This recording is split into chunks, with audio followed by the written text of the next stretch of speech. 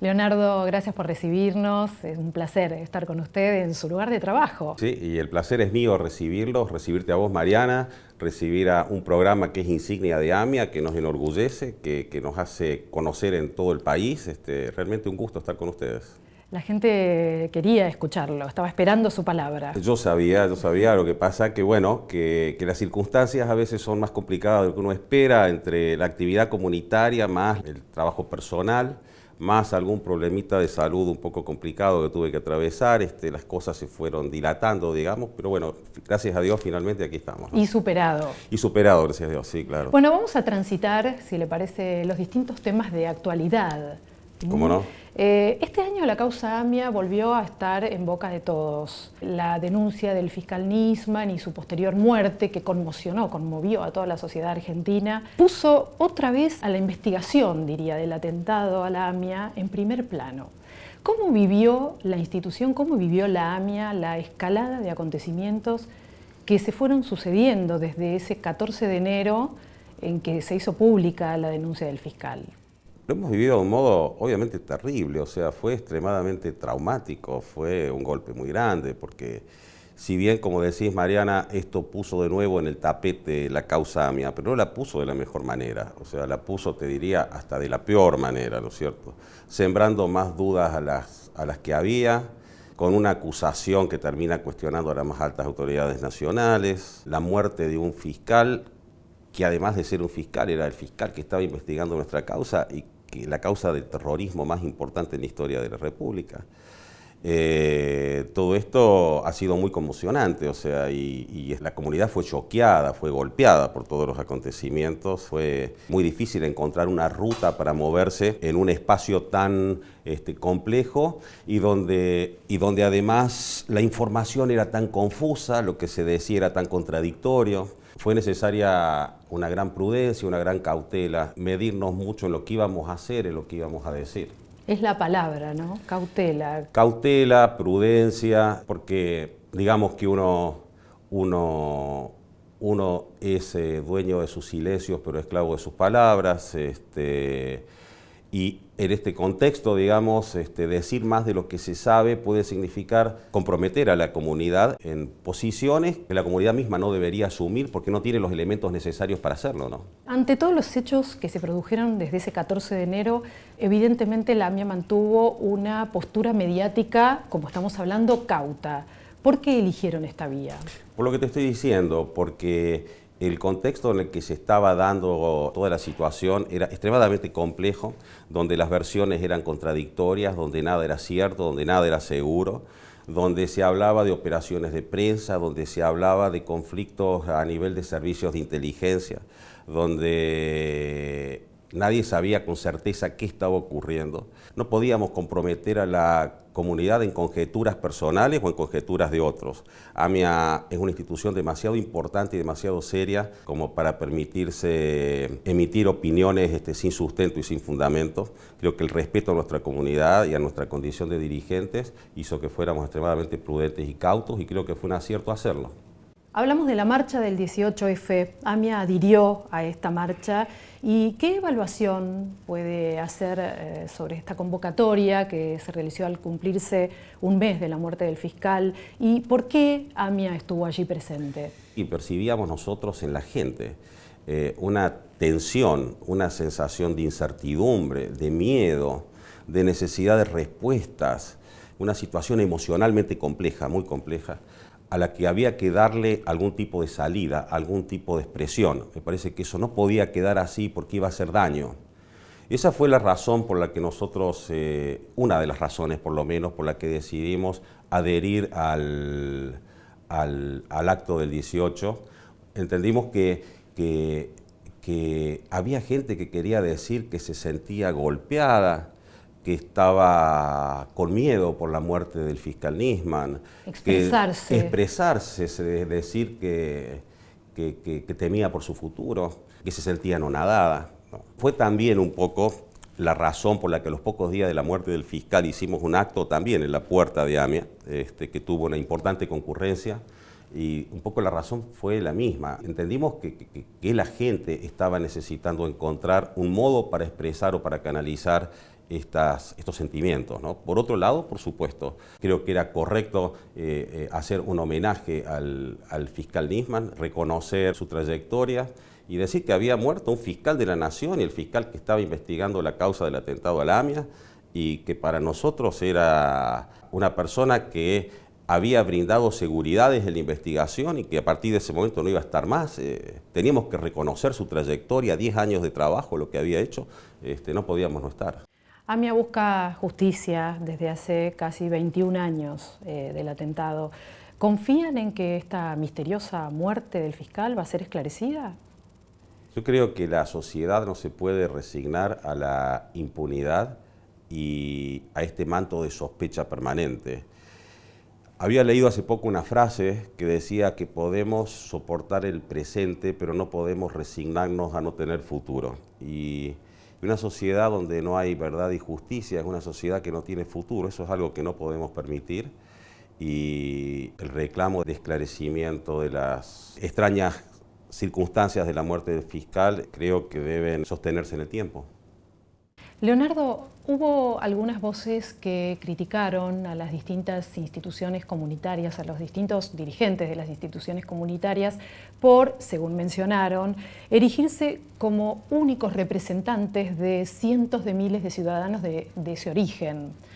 ¿Cuál es la postura de AMIA al respecto? Si yo escuché esa crítica, a la que considero injusta, porque AMIA jamás ha pretendido arrogarse la representación de la comunidad entera. AMIA es una institución que respeta la diversidad, es democrática, respeta por posturas diferentes. Yo creo que esa crítica es injusta. AMIA fue elegida por el terrorismo internacional para colocar la bomba el 18 de julio de 1994.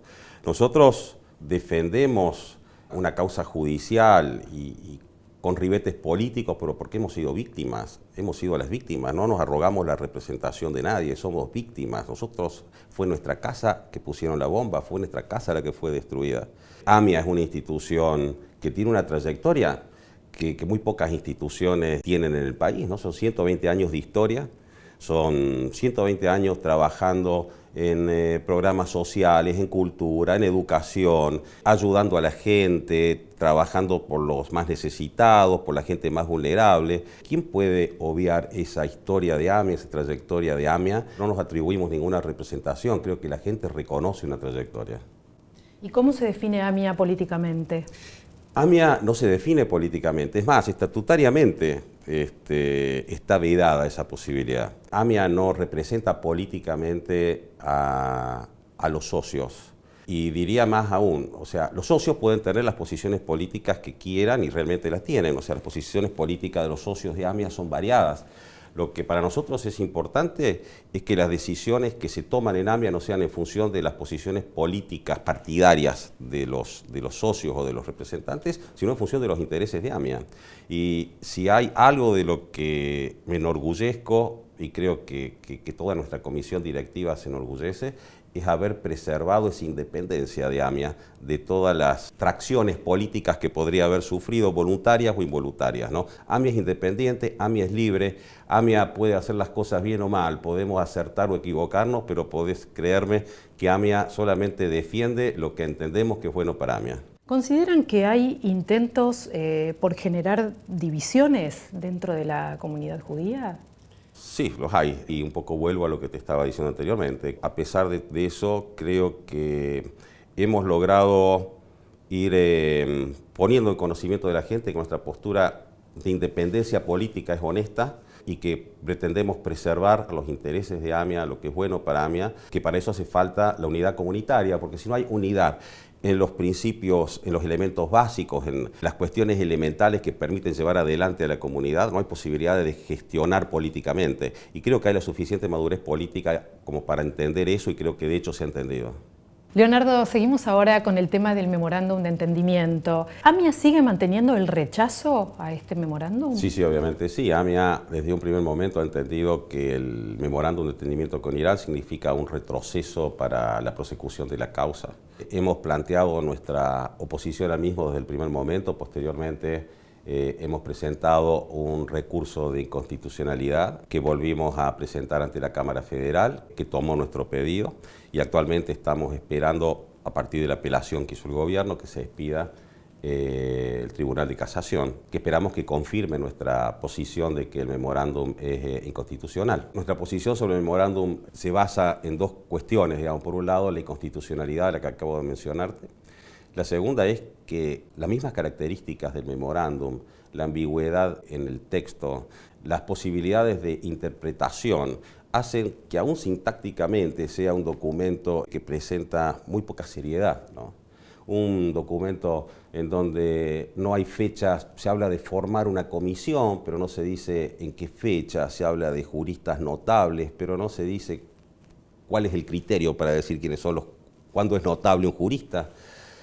Se dice que en caso de controversias entre las partes se van a poner de acuerdo sin que haya un tercero que arregle la disputa. Parece como plagado de una serie de ilogismos que son sorprendentes porque hubiera sido muy fácil subsanarlos. Gente que está en el mundo de la diplomacia dice que muchas veces se apela a una cosa que llaman ambigüedad constructiva, que es cuando las partes no están de acuerdo, dejan las cosas en una zona gris, en stand-by. En un stand-by hasta poder ir avanzando y profundizar más una negociación. Pero de todos modos decir que el Congreso Nacional haya aprobado una cosa tan ambigua, tan sujeta a interpretaciones, la verdad que es preocupante, pero además nos produce tristeza, ¿no?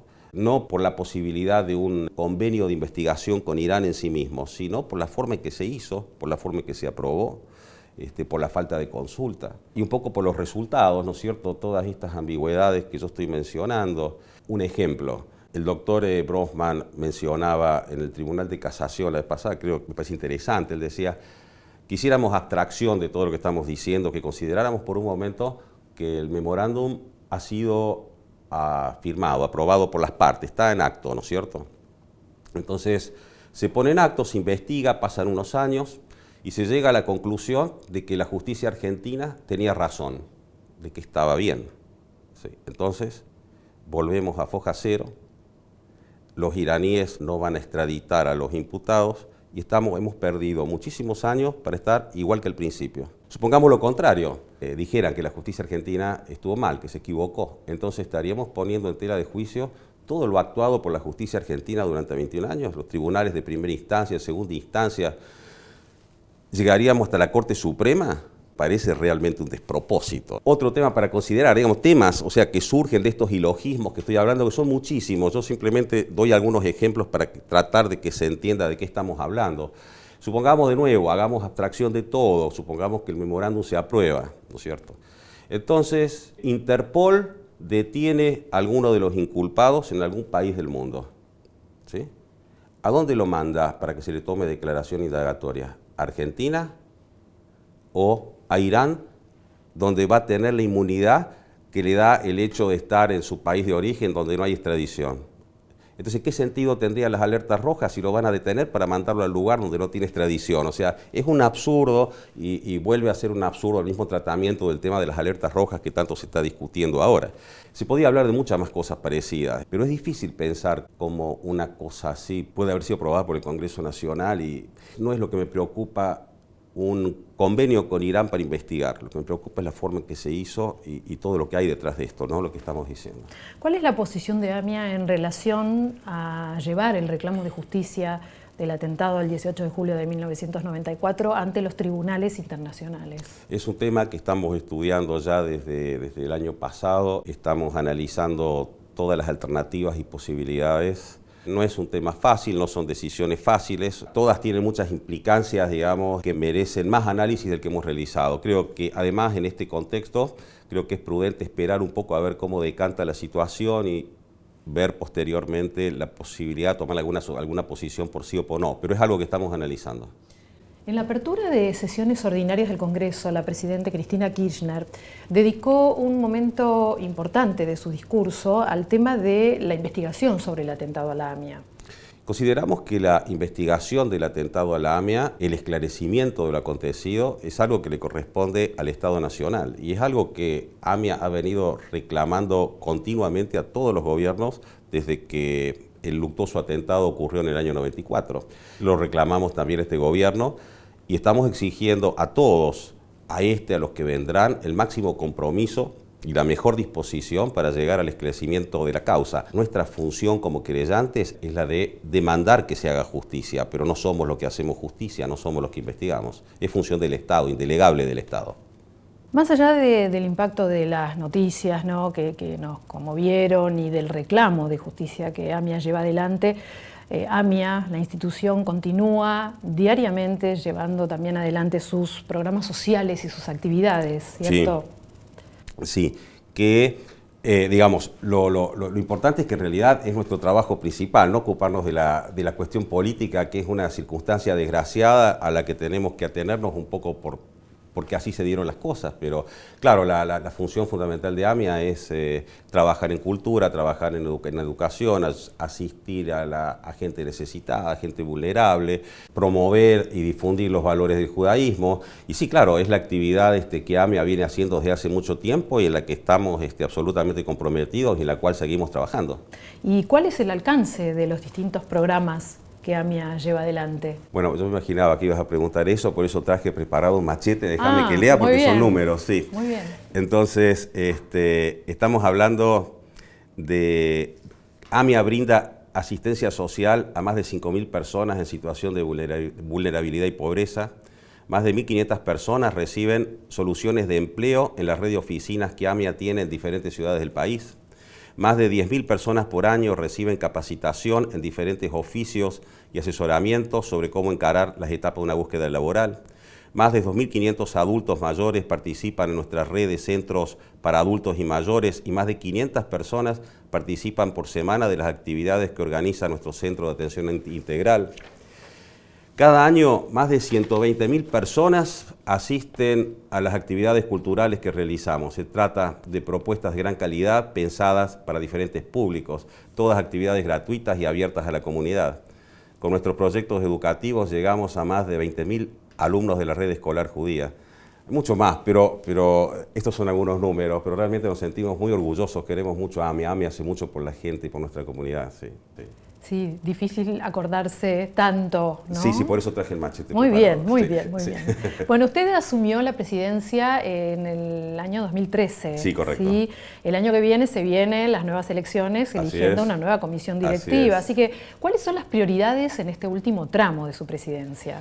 Las prioridades serían un poco sostener las posiciones que hemos venido sosteniendo en AMIA y de las cuales hemos hablado al principio de la nota. Mantener la prudencia, el equilibrio, transmitir certezas y no incertidumbres, no conjeturar. AMIA tiene que ser muy precisa en lo que comunica, porque su responsabilidad es muy grande. Por otro lado, en política, mantener la independencia de AMIA. No queremos que AMIA, en forma consciente o inconsciente, interesada o desinteresada, sea traccionada por los partidos políticos que están en este momento prontos a vivir una contienda electoral. De la cual cada miembro de la institución podrá votar como le guste, pero AMIA tiene que permanecer al margen de eso. Estamos consiguiendo y es una cosa que nos enorgullece que así sea, ¿no? En términos de política. En términos ya propiamente de gestión, te diría dos cosas. Una es un proyecto donde hemos tenido un donante que nos ha posibilitado iniciar una obra que es la construcción de una serie de departamentos para gente que está viviendo en hoteles, que carece de recursos para tener una vivienda. Vamos a tener, si Dios quiere, 10 habitaciones donde pensamos, si todo sale bien, poner 2 personas por habitación para 20 personas, es un primer proyecto. Ya están asignados los lugares, o sea, desgraciadamente la demanda supera holgadamente las posibilidades.